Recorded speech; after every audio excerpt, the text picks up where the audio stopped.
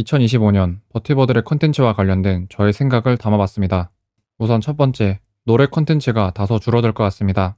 현재 버티버는 노래를 해야 한다라는 공식이 인터넷 방송업계에 널리 퍼져 있는 상황이고, 그렇다 보니 지금 활동하고 있는 대부분의 버티버들은 주기적으로 유튜브 채널에 커버곡을 업로드하거나 생방송에서 노래를 부르고 있죠. 근데 너무도 많은 버티버들이 너무도 많이 노래를 부르고 있다 보니 점점 노래 콘텐츠가 갖는 화제성이 줄고 있는 듯합니다. 더 정확하게 말하면 시청자들에게 있어 버티버가 노래를 부르는 것이 익숙해졌다는 얘기인데, 그렇게 된 이유로는 우선 선곡할 수 있는 노래의 가짓수가 제한되어 있기 때문이라고 생각합니다. 보통 버티버들이 곡을 가져올 때는 한국 노래보다 일식을 많이들 갖고 오는데, 아무래도 언어가 다르다 보니 대개 한 번쯤은 들어봤을 법한 곡이나 혹은 일본 현지에서 유행했던 곡을 들고 오기 마련이죠.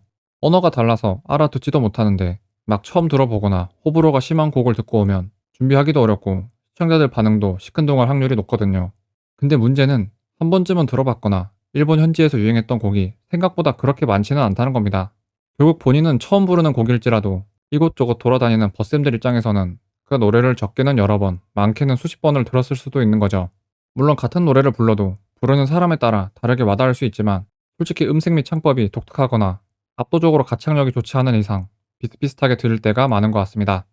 그리고 노래 자체를 많이 해왔던 것도 한몫하지 않았을까 싶네요. 버티버들의 노래 실력이 상향 평준화됨에 따라 개인 방송에서 노래를 부르는 빈도도 잦아졌고, 23년 초에 있었던 러스트 서버, 악어의 놀이터 이후로 대규모 합방만 하면 거의 99% 확률로 서버 안에서 노랫소리가 울려 퍼지곤 했는데, 23년 초에야 대형 서버에서 노래를 부르는 행위가 신선하게 다가왔지 이제는 익숙하다 못해 조금씩 물리는 느낌이죠. 요약하자면 앞으로는 노래 실력이 압도적이지 않은 이상 유독 머리가 쉽지 않을 전망인데, 노래를 깎아오는 노력에 비해 성과가 나오지 않는다면 당연하게도 노래를 준비해오는 경우가 줄어들 것이며, 그렇게 되면 노래 콘텐츠 자체도 감소하게 되겠죠. 두 번째, 보다 많은 버티버들이 오프라인으로 나올 것 같습니다. 물론 버티버는 온라인 세상에 있을 때가 가장 빛나지만, 현재의 기술로는 온라인에서 진행할 수 있는 콘텐츠가 극히 제한적이기에 콘텐츠 다양성을 위해서는 어쩔 수 없이 모니터 밖으로 나와야만 한다고 봅니다. 근데 이게 단순히 얼굴을 공개하고 캠방을 진행하는 그런 느낌보다는 버티버들끼리 모여서 MT, 운동회, 아니면 요리 컨텐츠처럼 온라인에서는 때려 죽여도 못하지만 동시에 어느 정도 화제성은 있는 그러한 활동들을 위해 오프라인으로 나오게 될 거라는 것이죠. 특히나 요즘처럼 버티버들 간의 경쟁이 심화되고 있는 상황에서 새롭게 데뷔하거나 팬층이 얕은 분들이 기존에 자리 잡고 있던 버티버들을 밀어내려면 더 자극적이고 화제성 있는 컨텐츠를 들고 올 수밖에 없을 테고, 그러다 보면 자연스레 방캠, 그리고 그런 방캠을 넘어 오프라인 컨텐츠로까지 확장되는 것이 일종의 흐름이 되지 않을까 예상합니다. 물론 그 과정에서 아예 얼굴을 공개해버리면 버티버라는 정체성 자체를 잃게 되니 빨간 약은 철저하게 가려진 상태로 진행하겠지만요. 마지막으로 세 번째, 대형 서버가 줄어들 것 같습니다. 23년과 24년, 굵직굵직한 대형 서버가 분기에 한 번씩은 운영되었던 해였죠. 특히 숲에서의 마인크래프트 유행은 굉장히 이례적인 일이었다고 생각합니다.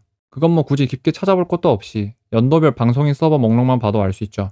근데 슬슬 마인크래프트가 질린다는 여론이 시청자들 사이에서 나오고 있는 상황입니다. 마크 서버의 경우에는 크게 두 종류가 있는데, 띵타이쿤이나 멋봉리 서버처럼 힐링 서버이거나 아니면 악놀2, 코창 서버처럼 경쟁 요소를 잔뜩 집어넣은 RPG 서버인데, 두 가지 모두 이미 나올 수 있는 그림은 대부분 나왔다고 생각하거든요.